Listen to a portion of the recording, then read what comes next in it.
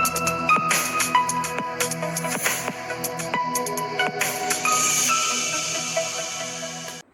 Friends, എല്ലാവർക്കും മറ്റൊരു പുതിയ വീഡിയോയിലേക്ക് സ്വാഗതം. It's me Akhil Satheesh and welcome to Akhil Satheesh world. അങ്ങനെ ഒരുപാട് ദിവസത്തെ കാത്തിരിപ്പിന് ശേഷം റിസൾട്ടുകൾ വന്നിരിക്കുകയാണ്. നമ്മൾ മാർച്ച് 19 എന്നാണ് KTU നിന്ന് ലഭിച്ച അപ്ഡേറ്റ് അനുസരിച്ച് നിങ്ങളുമായിട്ട് പങ്കുവെച്ചത്. അതിൽ വലിയ വ്യത്യാസങ്ങളൊന്നും വന്നില്ല. ഞാൻ അന്നും ഉറപ്പിച്ച് പറഞ്ഞിരുന്നു, നമ്മുടെ സാധാരണ S1 വിദ്യാർത്ഥികൾ S2ലേക്ക് ആകുമ്പോൾ നിങ്ങളുടെ സെക്കൻഡ് സീരീസ് നടക്കുന്ന സമയത്തായിരിക്കും എന്ത് വരുന്നത്, ഈ റിസൾട്ട് വരുന്നത്. അതുപോലെ തന്നെ വന്നു ഗൈസ്. എങ്ങനെയുണ്ട് നിങ്ങൾക്ക് റിസൾട്ട്? കാരണം ഒരുപാട് പേര് നമ്മുടെ പൈത്തന്റെയും മറ്റ് ഗ്രാഫിക്സിന്റെയും ഒക്കെ ക്ലാസ്സുകൾ പരിമിതമായിട്ടുള്ള സാഹചര്യത്തിൽ നിന്ന് കേട്ടുകൊണ്ട് ക്വസ്റ്റ്യൻ പ്രൊഡിക്ഷൻ സീരീസ് കണ്ടുകൊണ്ട് പോയിട്ട് നല്ല അഭിപ്രായങ്ങൾ പറഞ്ഞതാണ്. ഇപ്പോൾ എന്തായാലും റിസൾട്ടുകൾ വരുമ്പോൾ സമ്മിശ്രമായിട്ടുള്ള പ്രതികരണമാണ്.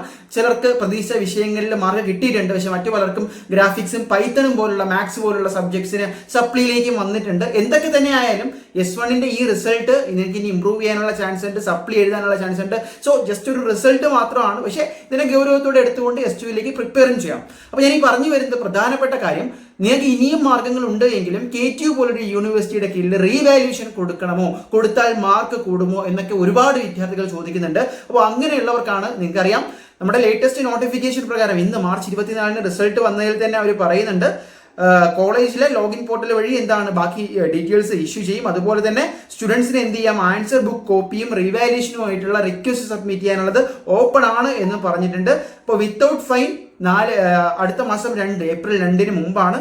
വിത്ത് ഫൈൻ 5-ാം തീയതിയാണ് പറഞ്ഞിട്ടുള്ളത്. അതുപോലെ സൂപ്പർ ഫൈൻ എന്ന് പറയുന്നത് ഏപ്രിൽ 7 ആണ്. അപ്പം ഇതിൽ മറ്റു കാര്യങ്ങളിലേക്ക് വന്നു കഴിഞ്ഞാൽ fee without fine for answer script copy, അതായത് നിങ്ങളുടെ ആൻസർ സ്ക്രിപ്റ്റിനുള്ള കോപ്പിക്ക് 525 രൂപയാണ്. അതുപോലെ റീവാല്യൂഷൻ എന്ന് പറയുന്നത് പെർ ആൻസർ സ്ക്രിപ്റ്റിന് 630 രൂപയുമാണ് ഇതിൽ വന്നിരിക്കുന്നത്. അപ്പോൾ students can submit the request and make the payment through there login. അപ്പോൾ ഇങ്ങനെയൊക്കെ നിങ്ങൾ കൊടുക്കുന്നു. അപ്പോൾ നിങ്ങൾ മാക്സിമം മൈൻഡിൽ വെക്കേണ്ടത് ഏതൊക്കെ സബ്ജക്ട്സിന് റിവാല്യൂഷൻ കൊടുക്കണം. അപ്പോൾ 2 കാര്യങ്ങൾ നിങ്ങൾ പരിഗണിക്കണം. നിങ്ങളാണ് പരീക്ഷ എഴുതിയത് നിങ്ങൾക്കറിയാം എത്രത്തോളം അത് മാർക്ക് കൂടാൻ ചാൻസ് ഉണ്ട്, എത്ര ക്വസ്റ്റ്യൻസ് അറ്റൻഡ് ചെയ്തിട്ടുണ്ട്, എത്ര ക്വസ്റ്റ്യൻസ് എളുപ്പമായിരുന്നു, അതിനനുസരിച്ചുള്ള മാർക്ക് കിട്ടിയിട്ടുണ്ടോ.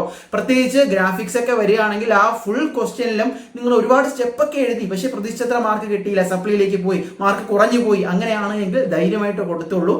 ഇപ്പോൾ നമ്മുടെ KTUവിന്റെ സാധാരണ ഒരു രീതി നോക്കിക്കഴിഞ്ഞാൽ കാലിക്കറ്റിനെയൊക്കെ പോലെയാണ്. പലർക്കും മാർക്ക് വളരെയധികം കൂടിയ സാഹചര്യങ്ങൾ ഉണ്ടായിട്ടുണ്ട് കഴിഞ്ഞ വർഷങ്ങളിൽ. പക്ഷെ നിലവിൽ സ്ട്രിക്റ്റ് ആയിട്ട് അതിനനുസരിച്ച് മാർഗനിർദ്ദേശങ്ങളൊക്കെ കൊടുത്ത് തന്നെ ആയിരിക്കും ഈ ഒരു റിസൾട്ടും വന്നത്. പക്ഷെ നിങ്ങൾക്ക് ഉള്ളിൽ പ്രതീക്ഷയുണ്ട്, അല്ലെങ്കിൽ കോൺഫിഡൻസ് ഉണ്ട് മാർക്ക് കൂടും എന്ന് തന്നെയാണ് എങ്കിൽ തീർച്ചയായിട്ടും അടിച്ചു നിൽക്കേണ്ട, കൊടുത്തേക്കുക എന്നാണ് ഞാൻ പറയുന്നത്. കാരണം KTUവിലായതുകൊണ്ട്, ഞാൻ KTU പഠിച്ച സീറ്റിൽ പഠിച്ചൊരു വിദ്യാർത്ഥി ആയതുകൊണ്ട് തന്നെ KTUവിലെ കഴിഞ്ഞ വർഷങ്ങളെയൊക്കെ സാഹചര്യം കണക്കിലെടുക്കുമ്പോൾ റീവാല്യൂഷൻ റിസൾട്ടിൽ വലിയ ചേഞ്ച് വരാൻ ചാൻസ് ഉണ്ട്. പക്ഷെ എല്ലാവർക്കും അങ്ങനെ ആകണം എന്നും ഇല്ല. സോ ഗൈസ്, മറ്റെന്തെങ്കിലും സംശയങ്ങൾ ഉണ്ട് എങ്കിൽ കമന്റ് ബോക്സിൽ രേഖപ്പെടുത്തുക. നിങ്ങളുടെ റിസൾട്ട് അറിയാൻ ഞങ്ങൾ കാത്തിരിക്കുകയാണ്. തീർച്ചയായിട്ടും ടെലിഗ്രാം ഗ്രൂപ്പിലൊക്കെ ജോയിൻ ചെയ്തേക്കുക. അടുത്തത് S2 ആണ്. സ്റ്റഡി മെറ്റീരിയൽസ് ഇല്ല എങ്കിൽ പേടിക്കേണ്ട. ഇപ്പോൾ തന്നെ ഈ വാട്സ്ആപ്പ് നമ്പറിൽ കോൺടാക്ട് ചെയ്ത് നിങ്ങൾക്ക് കംപ്ലീറ്റ് സ്റ്റഡി പാക്ക് അവൈലബിൾ ആണ് with answers and questions also.